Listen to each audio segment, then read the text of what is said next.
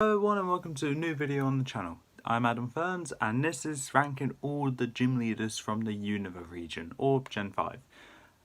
This is a ranking of my least favourite to favourite gym leader from the 5th region. And there's 14 gym leaders I need to go through.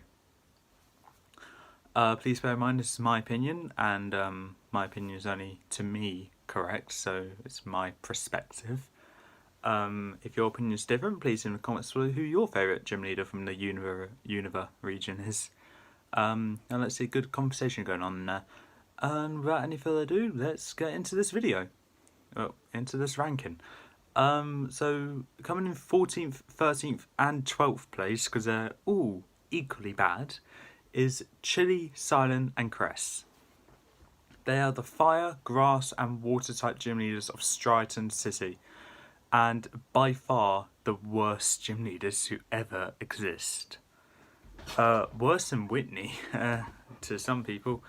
Worse than Faulkner, worse than Roxanne, worse than Gardenia. But let's just say they're the worst. They're the worst. Nothing is worse than them.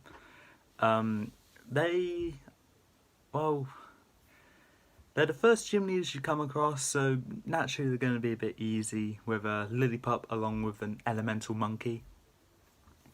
But they missed what could have been a golden opportunity for a triple battle, because those were a thing in Gen 5, along with rotation battles, which also would have been good. If their gym was later on in the game, with three gym leaders, there could have been a triple battle or a rotation battle with that, which I would have loved, because then it will cause you to actually think of what you're going to have to do, and like with Tate and Liza's battle, your team's built for single battles, not double or triple battles, which is brilliant, which is what I would have loved, but unfortunately we don't get it, because God hates me. And in the anime, it doesn't really help they didn't get much to do either, so, moving on. In 11th place, we have Bryson, the Ice-type gym leader of Icera City, or I think it's Icera City. So naturally, an Ice-type gym leader, so not a high score from me here. It's not actually to do with the ice, because I do love his gym design. It's not my favourite, but it's definitely one of the best. His team, however, is really easy, and we don't really see much afterwards. We see more times outside of the gym than we see Chili, Silent and Cress. For Bryson, we see him outside the gym when he calls Shadow Trio to show themselves, and at the very end with the other gym leaders. With the other gym leaders in Black and White. In Black and White 2, we see him as an actor. Don't know how well that's going for him, but I'm not sure. He used a poniard, I believe, in that fight. But other than that, that's it. So yeah, moving on. 10th place, we have Leonora, the normal type gym leader of Nacrane City. There we are. I'm actually really bad at remembering these towns. Leonora is known to be Gen 5's Whitney, because she has one Pokemon in to not really do much damage, but to mess you up a bit, and then a Watchog, which will kill you, with Retaliate and Hypnosis as a combination, along with Hyperfang, I believe it is. It's actually really brutal for a Route 1 rodent, yeah. Really brutal. Gym design is boring, essentially a library and a museum, and that's it, really. That's all I can say about Leonora. She appears with Bryson along with a few other gym leaders towards the end of Black and White, and in Black and White 2 she kind of disappeared. She wasn't a gym leader for us to go against in Black and White 2. 9th place, we have Marlin, the water type gym leader of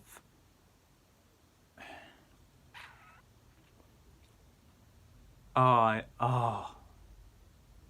I know what the city is called, but I can't actually remember how to pronounce it. Humalau City, I believe is how it's pronounced. He's the water type gym leader there, and the 8th one you go against in Black and White too.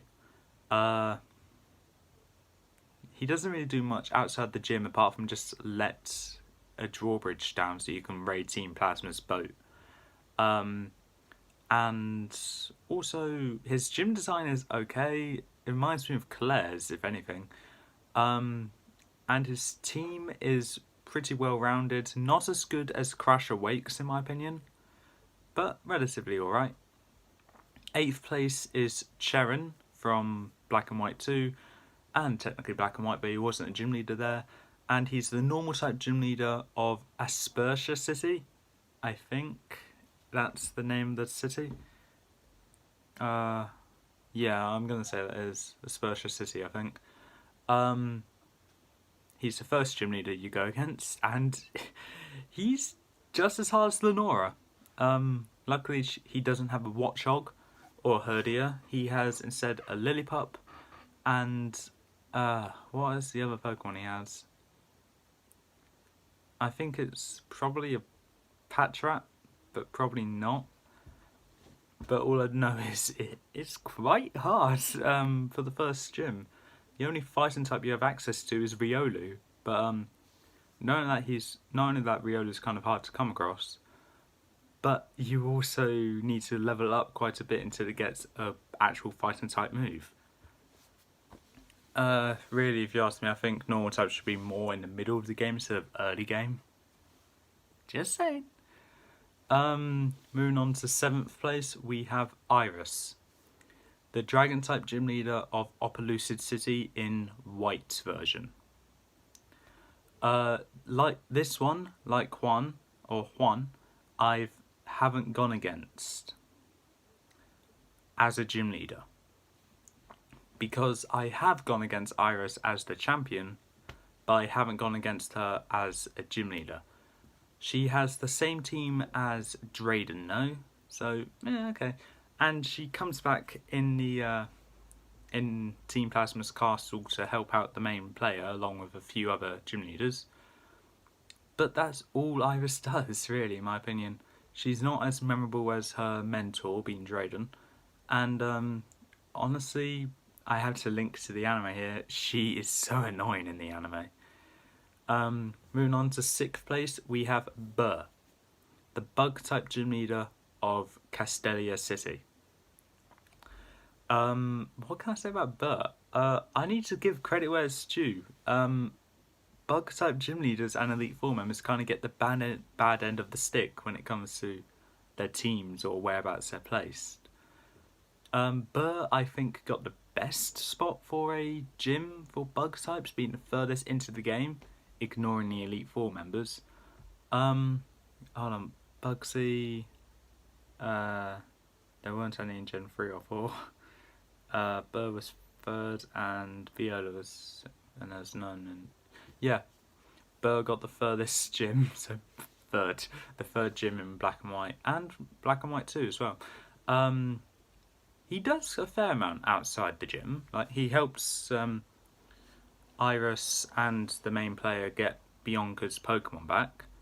And also, like I said with Iris, along with Bryson and next gym leaders I'm about to say, they all come back to help out with the main player in Team Plasma's castle, which is a great scene, by the way, in Pokemon Generations. Probably my favourite episode from Pokemon Generations as well, because of that. 5th place, we have Clay. Clay is the ground-type gym leader of Driftvale City, with a great gym design. Does a fair amount outside the gym, in my opinion, not as much as Burr does, but Clay's more popular. And his team, depending on which version you play. In Black and White 2, he is easier because one of his Pokemon got replaced for just a pure ground type. Whereas in Black and White 2, in Black and White, he has a Crocorock, a Palpitoad, and an Excadrill. In Black and White 2, the Palpito gets replaced for Sand Slash, which I would like, but to do the fact that Palpito gives coverage with one of the weaknesses to ground, I need to say I think Palpito would have been the better choice to keep. But either way, if there was a Sandstorm user on that team, which I think is a bit early in the game to be using the Weather to their advantage, ask Flannery that anyway. If Clay had a Sandstorm user, that extra drill would be deadly. I'm not sure what the extra drill's ability is, but it'll either double the speed or double the attack. Either way, both deadly. And I know that actually for a fact. So, any recommendations if you ever go against Clay? When the extra drill comes out, do not use Sandstorm. Use any other weather move, but not Sandstorm, because you will die. 4th place, we have Roxy, the Poison type gym leader of Verbank City, and probably my favourite gym leader from Black and White 2. Favourite gym leader that was a gym leader in Black and White 2. I personally think poison types also get the bad end of the stick when it comes to gyms and all that, because there's not that many gyms for poison types, and to have Roxy's what is probably not the best in the games, but can easily be countered with one Magnemite with Sonic Boom, then you just won the gym battle easily. But when you see Roxy in the anime, she's actually Ash's 8th gym battle with a Garbodor, Coffin, and I believe another Pokemon. Can't remember what it is, but it just shows Roxy was actually incredibly strong in that battle, because Ash got to use all 6 of his Pokemon, whilst Roxy only got to use 3. If Roxy decided to make the battle a fair 3-on-3, Ash would have lost. But because Roxy was overconfident, overconfidence got the best of her, but she was closer. She almost won that battle, which is saying something. What I'm saying is, though, I'm glad Roxy was a gym leader in the Black and White anime, otherwise she would have been a bit low on this list. Moving on to 3rd place, we have Elisa, or Elisa, whichever one you want to say, the electric type gym leader of Nimbasa City. I need to actually think of these now. What can I say? In Black and White 2, she is easier, but in Black and White, she is the hardest gym leader by a landslide, because this was back in the day when all electric types were weak to ground, and when it was a brand new game, people weren't aware of Emolga being part flying, meaning it's immune to ground. So you go into this battle with a Sandile or any other Pokemon that's an electric type or a ground type. I went in with Sandile or Drillbur, whichever one I had then. Maybe an extra Drillbur was Sandile, I'm not sure. I go into this battle, lead off with Drillbur, go to use Earthquake, realising it's an Emolga. I was like, no! Okay, so there goes my strategy completely out the window. So you go out with other Pokemon to try and deal with it, but then Volt Switch. Every single one of the Pokemon have Volt Switch and is incredibly fast, meaning they're going to outspeed you, they're going to switch into another Pokemon to take the hit, which granted it should be okay if you use rock types, you'll just go into Zebstrika. If you manage to predict what she's going to swap into, then that's good, and if you don't, then you got a problem. So basically what I would say is have a rock type with a ground type move, like make sure the rock type isn't part ground. Then I think Elisa would use Volt Switch on her first Emolga, go into Zebstrika, that way you use your ground type moves, whether it's Bulldoze, Mud Slap or Dig, because you can get Dig then, and then just hit the Zebstrika. It'll do a lot of damage, it'll Volt Switch. It probably might Volt Switch back. If not, it'll go with Spark or Flame Charge or Stomp. probably Stomp just to annoy you. But if you deal with the Zeb Striker first, just spam rock type moves afterwards and you're crystal clear. You're done. Moving on to second place, Elisa's. Gym design wise, the one in black and white is better than the one in black and white too. And same with the other gym leaders. Came back in End's castle with the whole protecting the protagonist things when they got against 7 sages. Well, 6 of the 7 sages anyway. Second place we have Skylar, the flying type gym leader of Miss Strolton City. And honestly, it was going to be my favourite.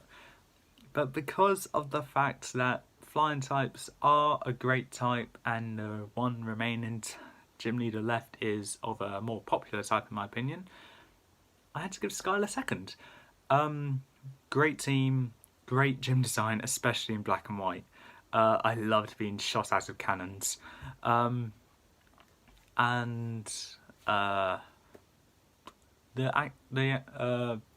activities I guess she does outside the gym goes up to the top of a lighthouse or a graveyard to check if an injured Pokemon's alright, along with what I said about Alessa, Clay, Burr, Leonora, Bryson and Iris, and about coming back with the End's Castle thing.